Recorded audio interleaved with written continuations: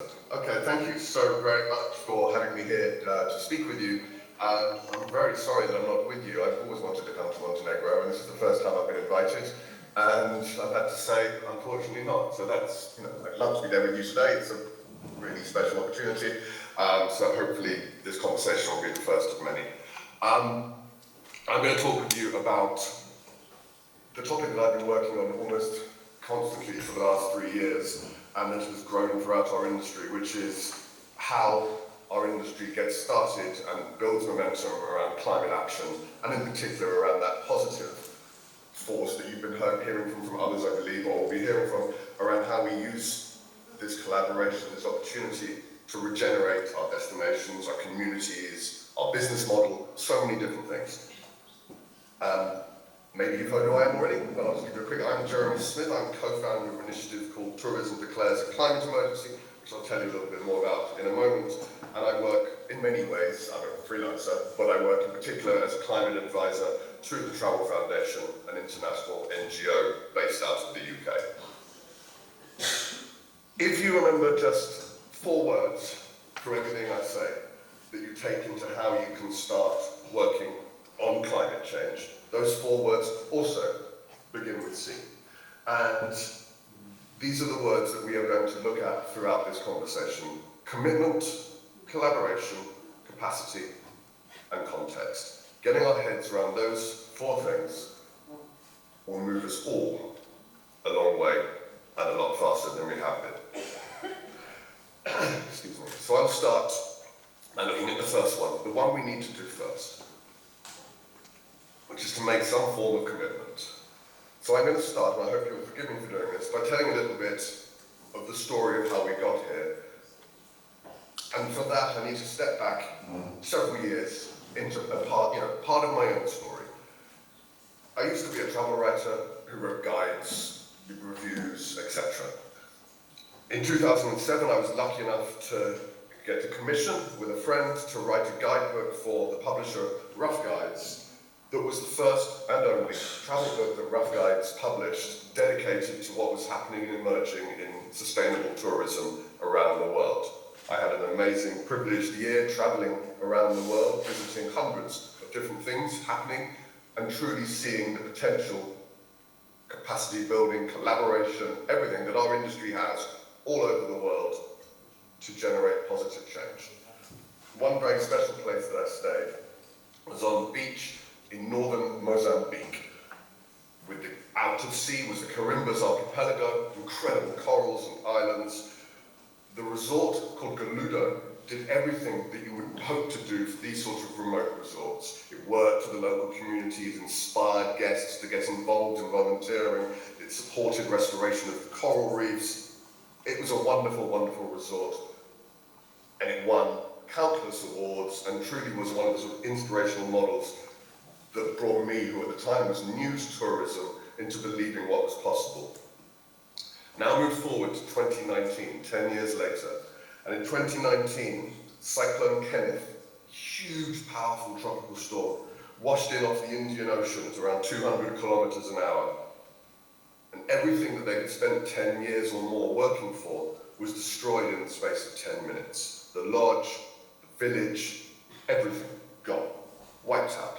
Lots of people lost their lives, and tourism in this place ended. The lodge never was able to start again. It was a total tragedy and a total reminder of how fragile and vulnerable our industry is. And so often, because where do we choose to go on holiday? We choose to go to places that are remote, that are isolated, that are on the edge of the cliff, that are here by the beautiful seas, the places that are often most vulnerable to the impacts of climate change. And we're often far away from infrastructure, from support. That is what we choose to do, and that makes us extremely vulnerable. Now, I didn't know exactly what I could do, but I was really emotionally hit by this. And so I sort of did what I generally do when I'm not sure what to do about things as a writer, was I thought I need to tell the story. I need to start communicating about it. So I started in the shortest form I know, which is Twitter. Leaving aside conversations about that particular form that are happening right now, take us back a few years, and I launched a Twitter account. Tourism declares a climate emergency. Put together a logo, started tweeting. My first tweet didn't get a huge response. Vicky Smith, who is there with you now, I believe is one of the people who was kind enough to retweet or to like my tweet, so thank you, Vicky, for being right there at the beginning and acknowledging what we were doing. But, it didn't exactly start a Twitter storm. But it did begin conversations, and I continued over the months to come, writing articles, standing up on stages and sticking up the logo and saying, I think our industry needs to do something. We need to actually come together and start moving away from what we were doing into a model that, as it says there, supports resilient communities and regenerates biodiversity. These conversations eventually brought me together with more people, in particular a guy called Alex Narracott, founder of Much Better Adventures, a European, a British tour operator. And we agreed that we would launch an initiative, Tourism Declares a Climate Emergency.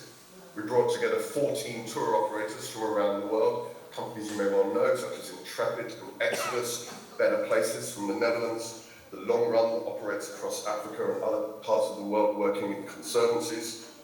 Every single one of those companies in January 2020 published a declaration of climate emergency on their website and said, we don't know what to do, but we know we've got to do something.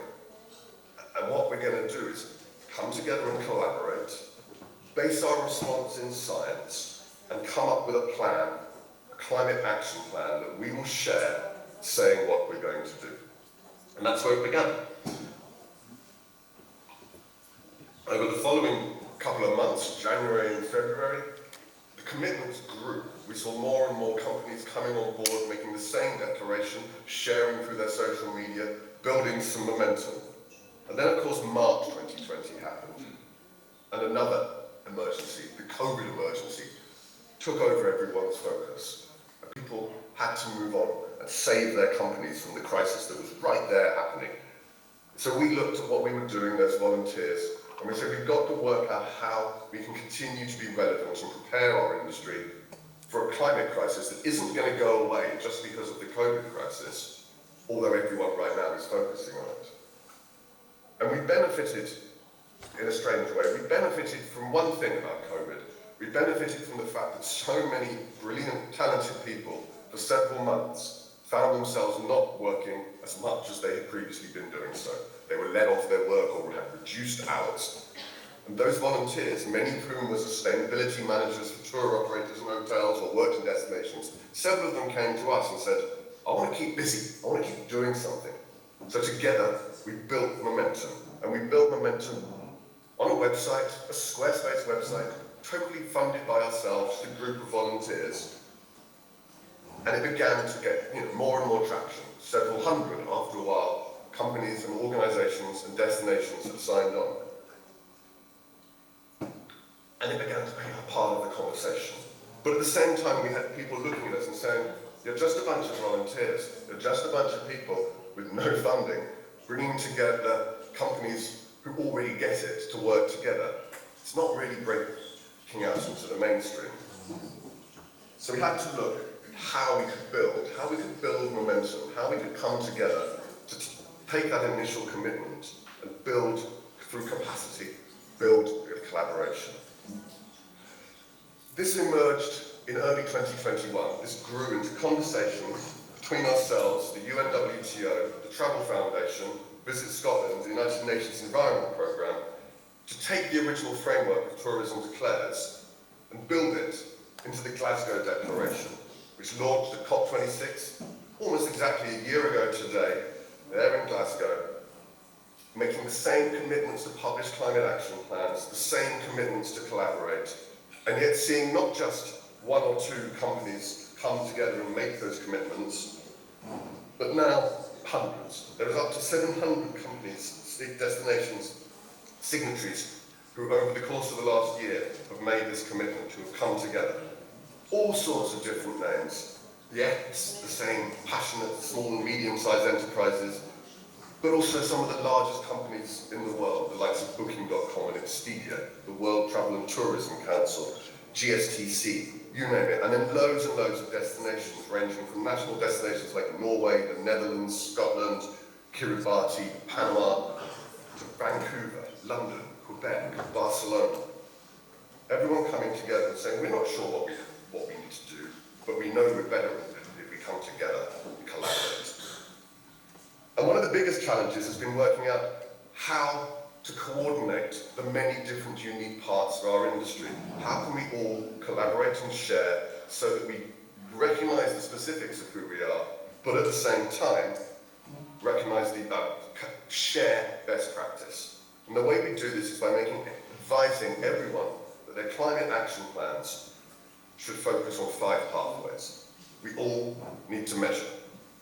We all have to decarbonize. We all have to find a positive vision for what we can do in the future.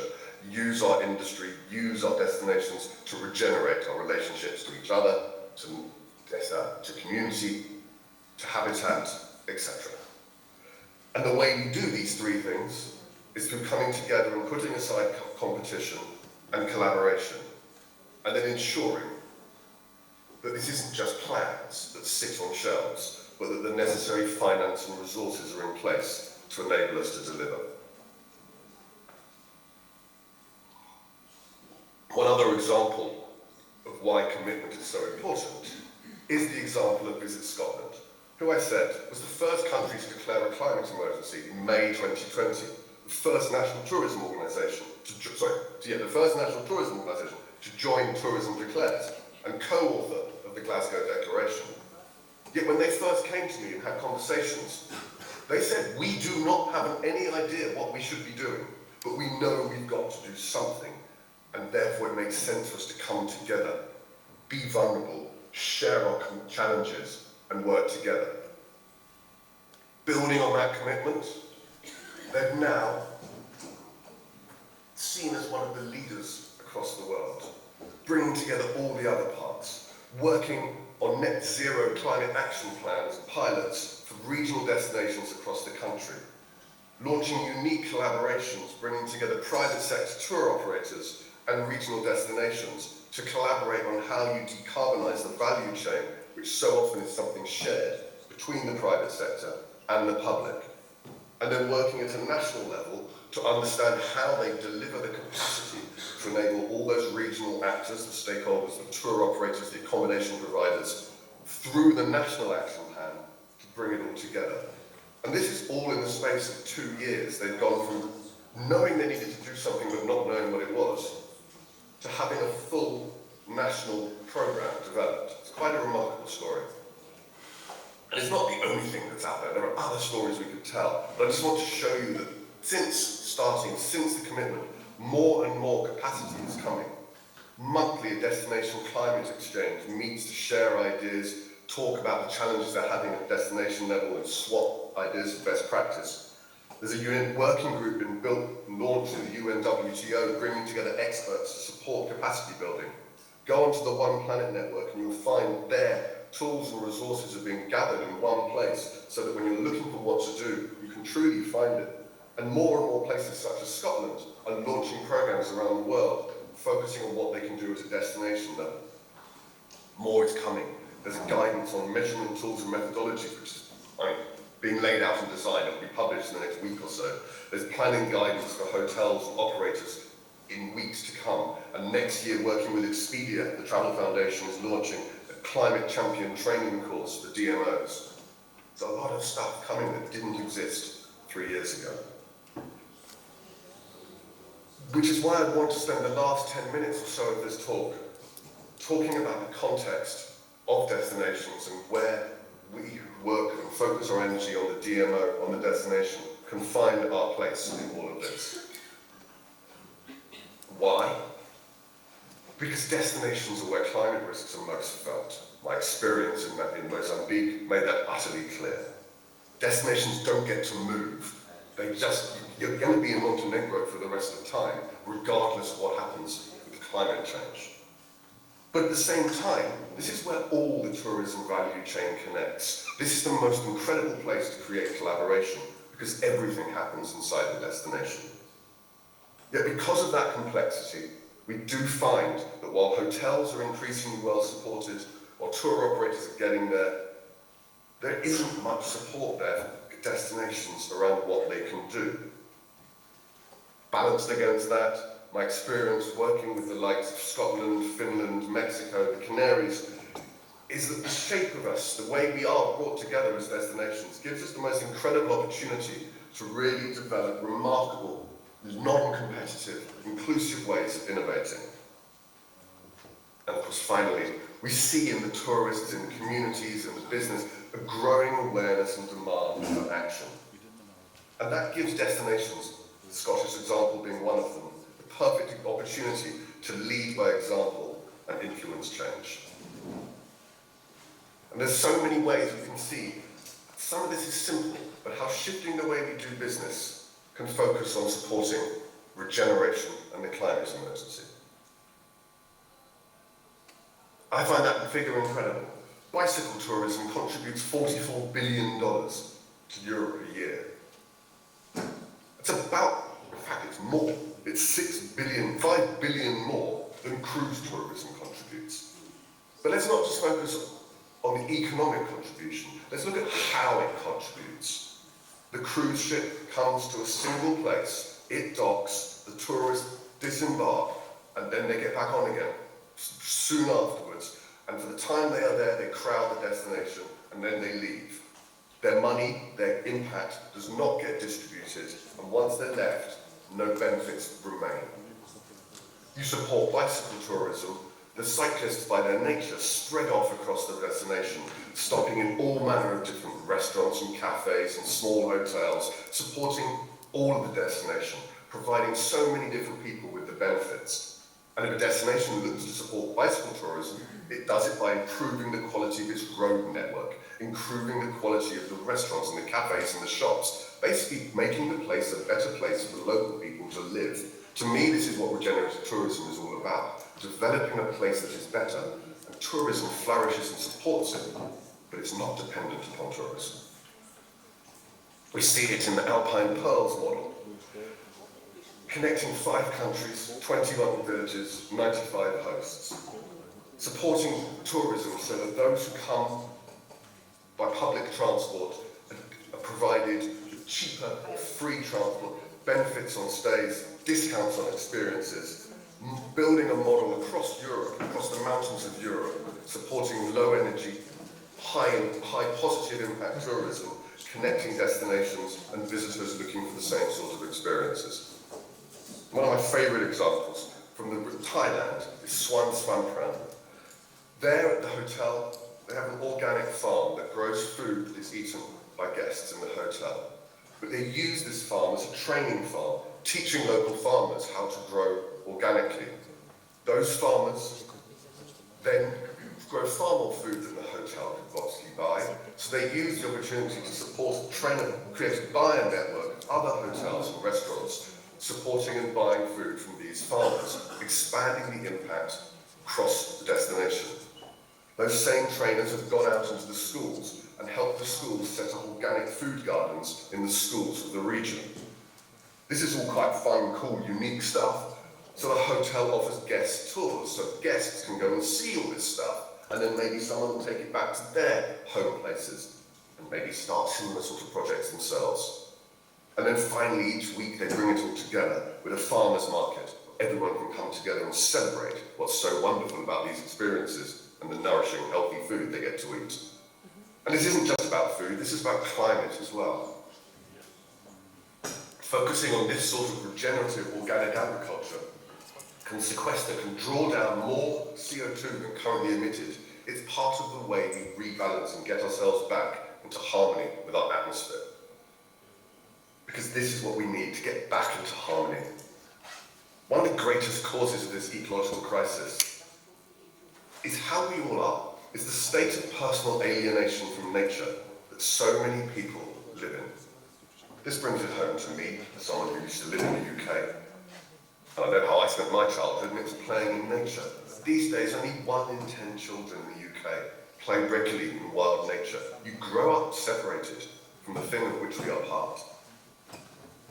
And we see this being responded to.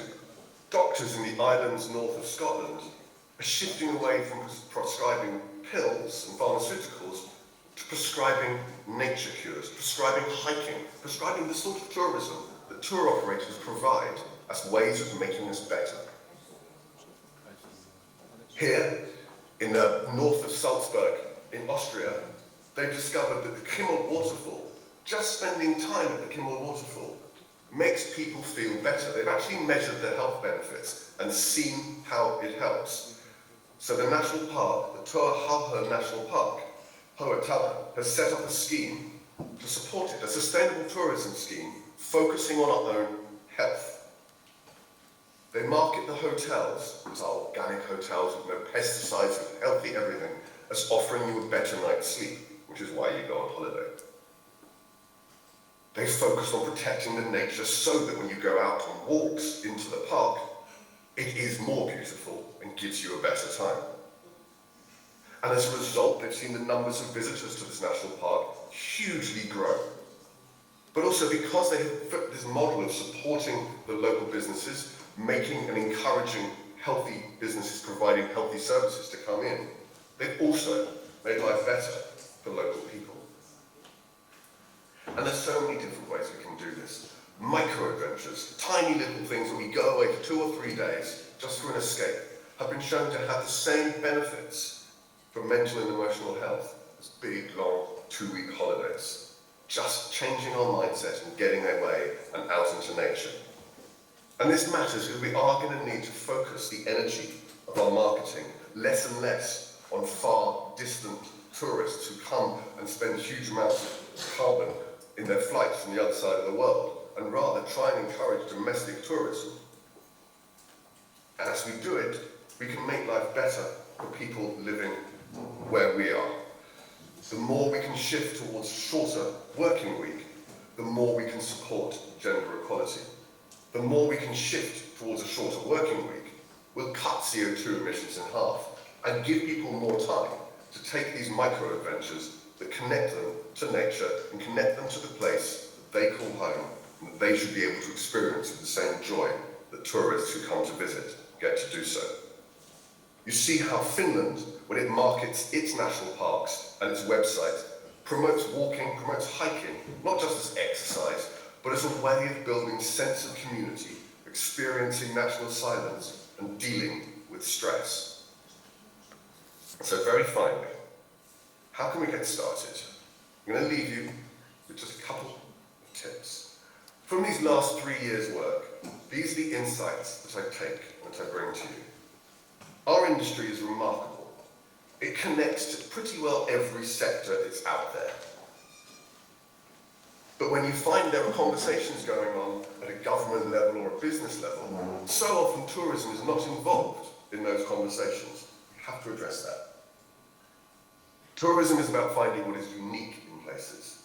So it's vital that we focus on local context. But the climate emergency is a global challenge. The biodiversity emergency is a global challenge. We have to come together with the local context and align globally. All of us are finding this challenge difficult. We all need to have our capacity built and our understanding of the challenges of climate literacy, what it means, what it truly means, this threat. Have to build this up from the beginning and help people see their work through a climate lens. Not assume that the responsibility for dealing with climate is for climatologists. I'm no scientist, I'm no climatologist. I'm a journalist who did an arts degree. But I've learned to see the way that I do my work through a climate lens. And all of us, whether we work in marketing or human resources, you name it, can connect what we do to changing the way we do business into the climate emergency. And yes, this is a universal existential challenge, but the vastness of this challenge, the fact that it is so intimidating, makes it the ideal place for us to develop collaboration. And this is the experience I have had. People are willing to share, they don't want to compete, they get that there's no point competing on climate. We will win or we all lose. And finally, because the challenge is overwhelming, we have a tendency to think we have to start with the biggest, most enormous solutions. And those are impossible to imagine. And that overwhelms and stops us doing anything. And therefore, my last thing I'm going to say is to start small, but relevant. And this is how I would do it. Make a simple commitment. Commit that your company or your destination is, as soon as possible, going to hold a meeting or a workshop internally where the only subject is climate change. I was having a conversation with someone last week who was challenged, and they said, well, actually, we've never had a meeting in our company where the topic was climate change. I said, well, just start there. That's all you need to do. Have a conversation, set aside 2 hours to talk about climate change. Collaborate. Bring everyone in. This isn't a leadership challenge. This is everyone has a role in this, and listen to everyone with the same equal value. And do this conversation, once you've made this commitment, to understand where you are. Understand the context of your business or your destination. Discuss your fears. Discuss the opportunities that are there. Look at what the priorities are for climate action in your business. Look at what you're already doing. You might be surprised, and see where your responsibilities are. And once you've had this conversation and you've seen all these things, then look at it all and go, well, okay, what can we do first? And it might be as simple as sending out a tweet. It might be so small, so insignificant, but it will start you on a journey that then you'll be able to grow on. Thank you very, very much indeed.